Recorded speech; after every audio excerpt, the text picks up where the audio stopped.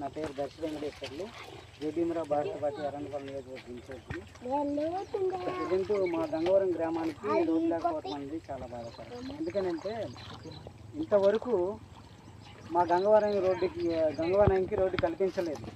రాజకీయ నాయకులు ఎంతోమంది వస్తున్నారు పోతున్నారు. గంగవరానికి ఫస్ట్ నేను గెలవంగానే గంగవరానికి రోడ్డు వేపిస్తాను మాట మాట్లాడుతున్నారు తప్ప గంగవరానికి రోడ్డు అనేది ఎవ్వరు కూడా కల్పించలేదు.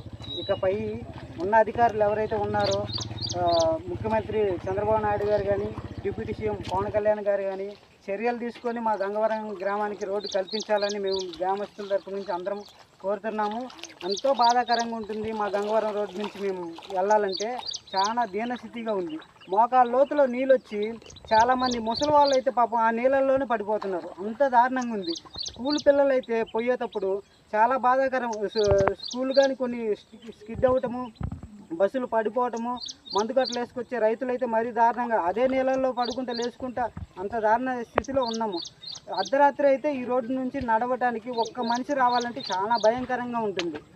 మహా అంటే పొలవచేరు నుంచి 2.3 కిలోమీటర్స్ ఉన్న ఈ గంగవరం రోడ్డు మీరు కల్పించాలని, ఇకపై చర్యలు తీసుకోవాలని అధికారులను కోరుకుంటున్నాం.